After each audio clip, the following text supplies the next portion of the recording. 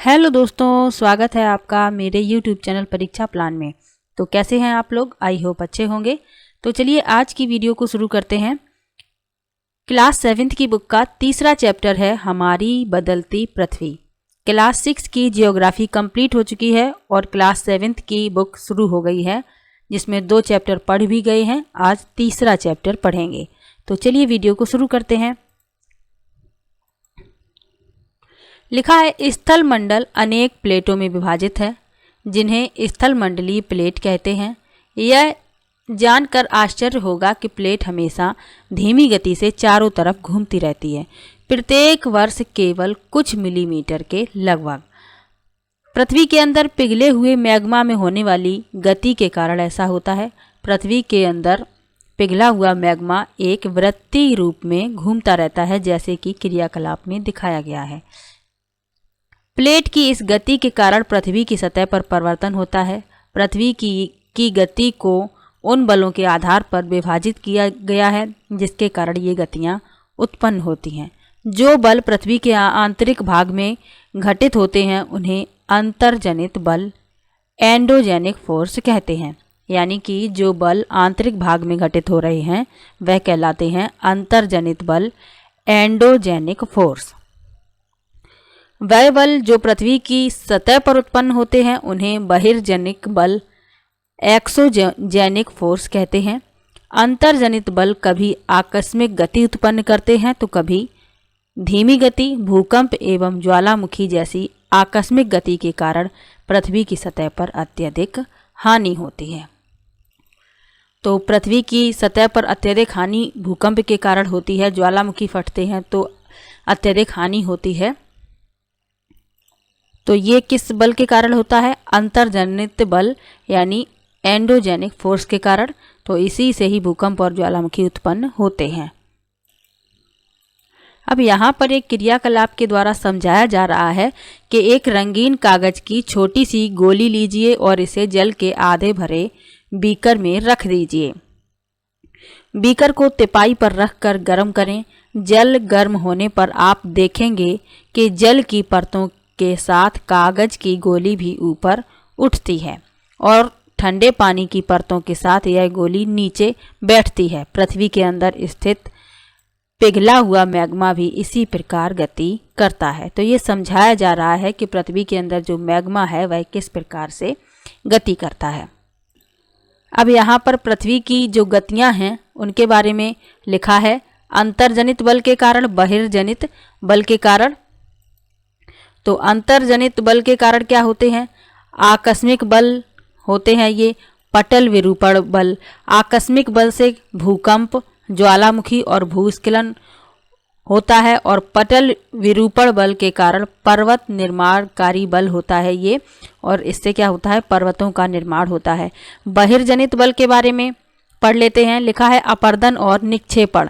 तो बहिर्जनित बल के कारण क्या होता है? अपर्दन होता है और निक्षेपण होता है।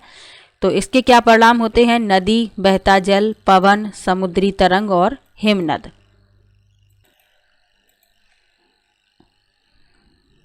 अब यहाँ पर लिखा हुआ है स्थल मंडलीय प्लेट के बारे में।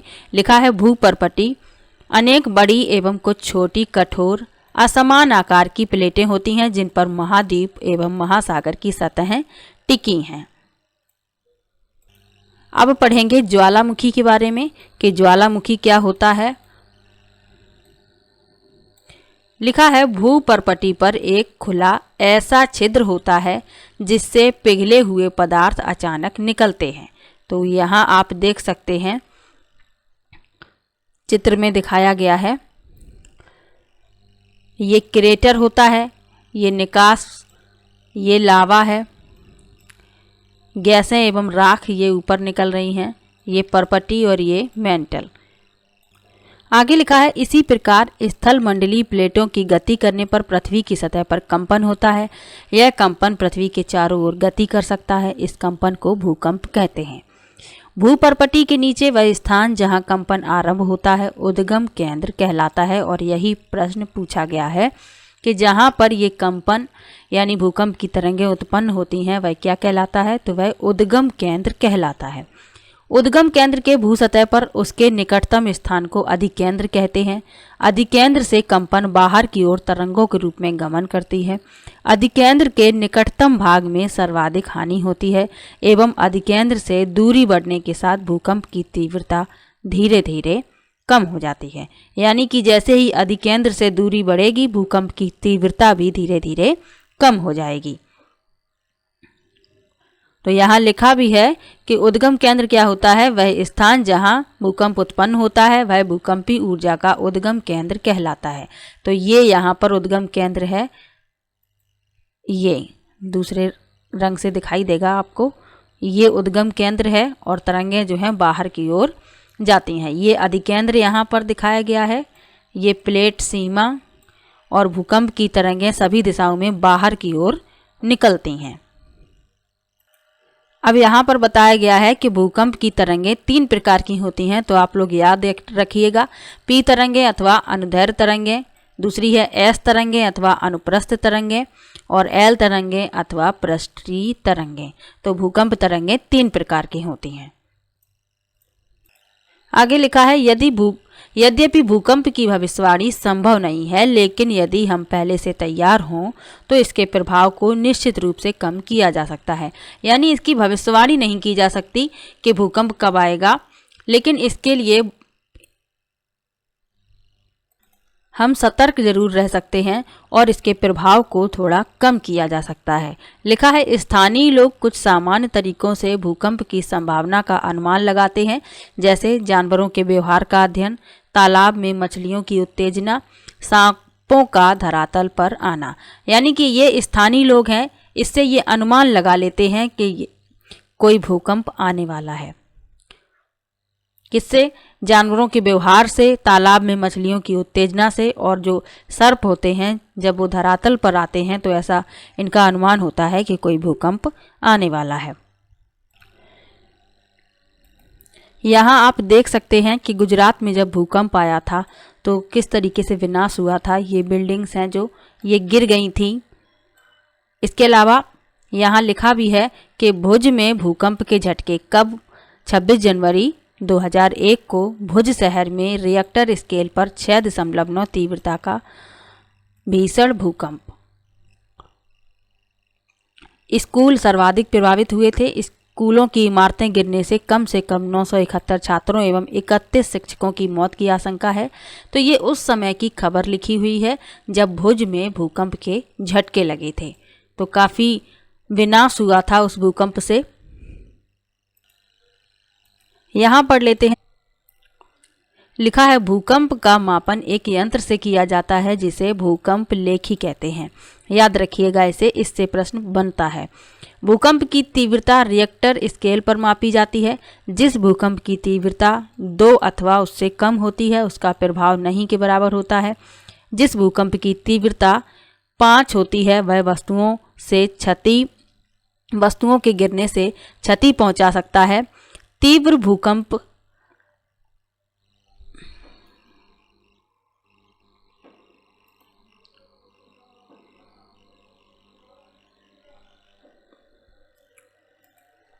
लिखा है भूकंप का मापन एक यंत्र से किया जाता है जिसे भूकंप लेखी कहते हैं। भूकंप की तीव्रता रिएक्टर स्केल पर मापी जाती है। जिस भूकंप की तीव्रता 2 अथवा उससे कम होती है उसका प्रभाव नहीं के बराबर होता है। जिस भूकंप की तीव्रता 5 होती है वह वस्तुओं के गिरने से क्षति पहुंचा सकता है। जिस भूकंप की तीव्रता 6 अथवा उससे अधिक होती है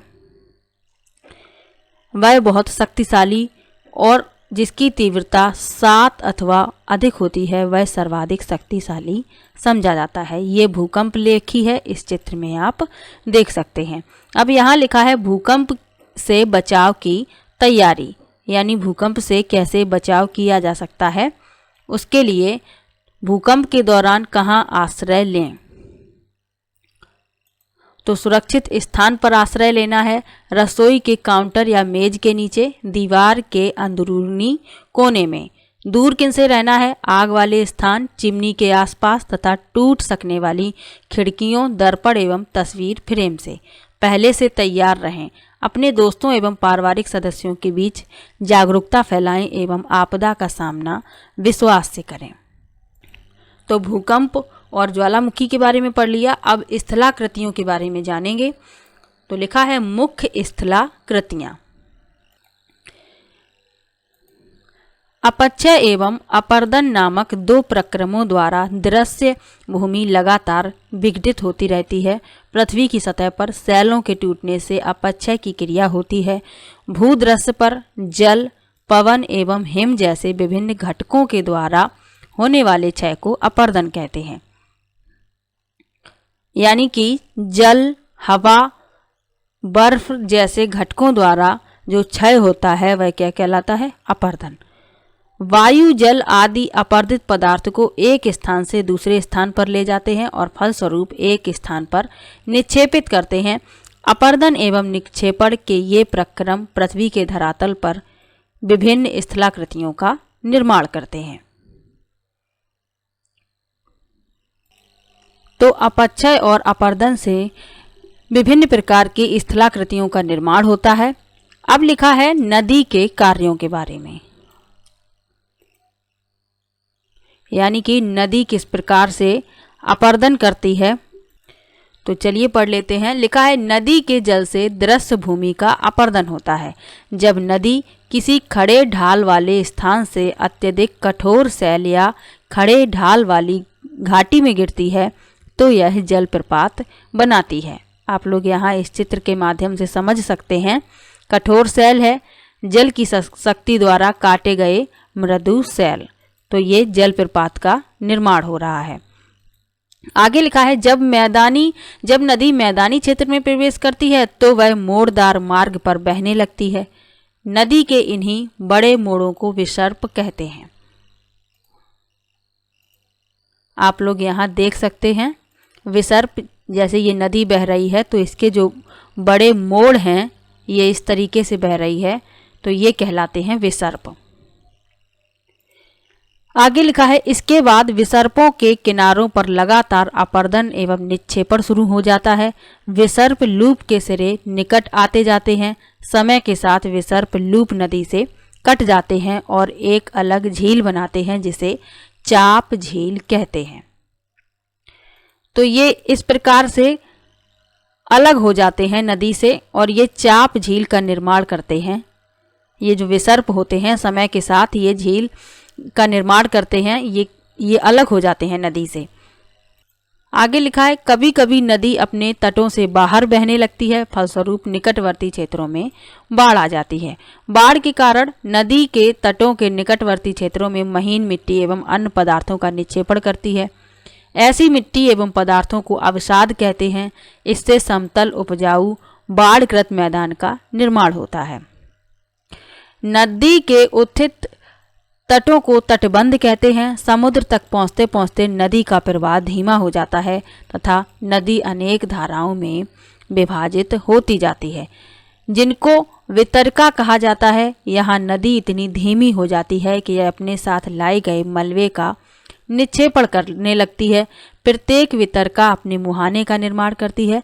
सभी मुहानों के अवसादों के संग्रह से डेल्टा का निर्माण होता है।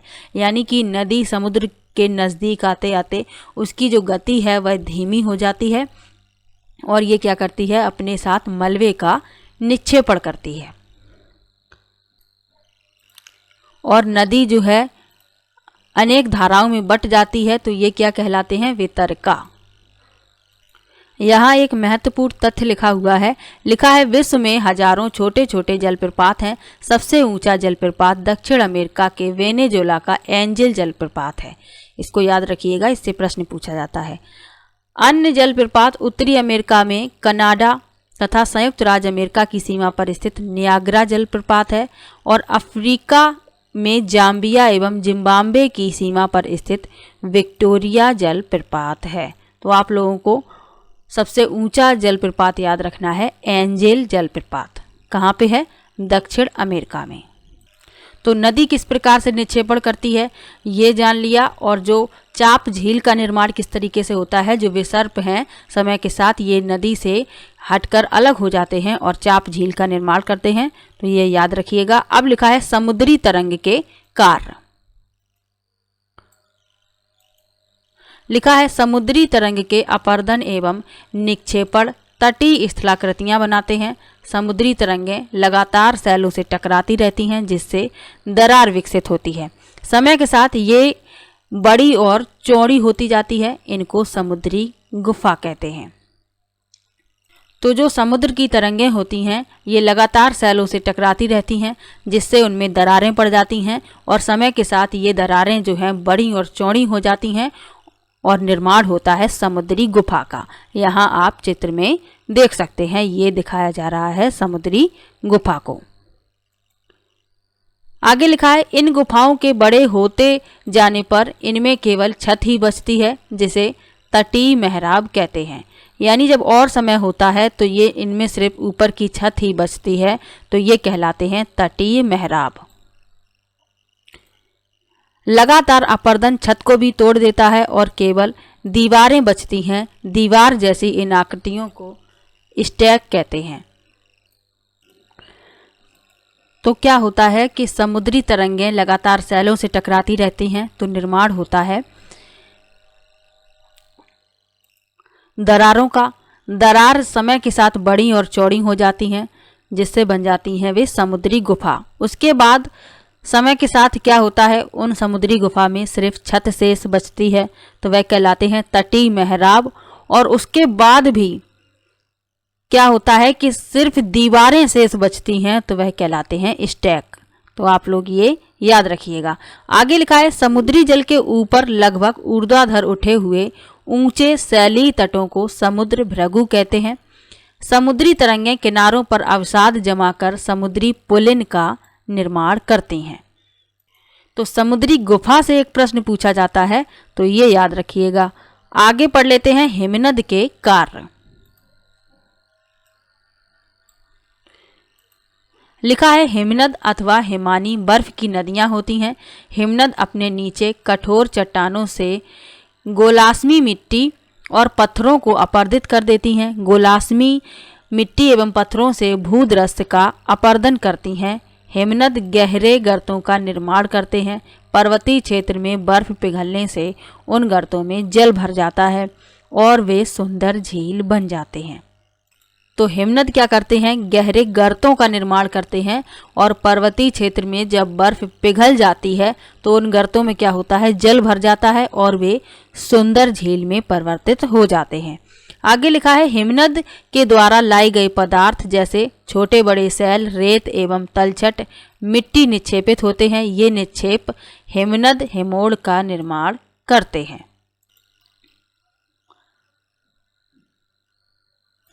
अब पढ़ेंगे पवन के कार्य के बारे में। लिखा है क्या आपने कभी रेगिस्तान देखा है? बालू टिब्बे के कुछ चित्र एकत्र करने का प्रयास कीजिए। रेगिस्तान में पवन अपर्दन एवं निक्षेपण का प्रमुख कारक है। रेगिस्तान में आप छत्रक के आकार के सैल देख सकते हैं जिन्हें सामान्यतः छत्रक सैल कहते हैं। पवन सैल के ऊपरी भाग की अपेक्षा निचले भाग को आसानी से काटती है। तो पवन यानी हवा सैल के निचले भाग को आसानी से काटती है। आगे लिखा है इसलिए ऐसी सैल के आधार संकीर्ण एवं शीर्ष विस्तृत होते हैं। यानी इनके आधार जो हैं सकरे और इनके शीर्ष विस्तृत होते हैं। पवन चलने पर यह अपने साथ रेत को एक स्थान से दूसरे स्थान पर पहुंचाती है। जब पवन का बहाव रुकता है तो यह रेत गिरकर छोटी पहाड़ी बनाती है। इनको बालू टिब्बा कहते हैं। जब बालू कण महीन एवं हल्के होते हैं तो वायु उनको उठाकर अत्यधिक दूर ले जा सकती है। जब ये बालू कण विस्तृत क्षेत्र में निक्षेपित होते हैं तो इसे लोएस कहते हैं।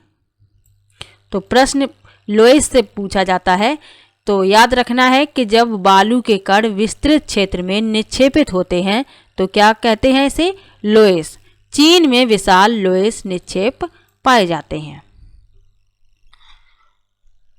तो आज का ये लेसन यहीं पर समाप्त होता है। मिलते हैं नेक्स्ट लेसन में।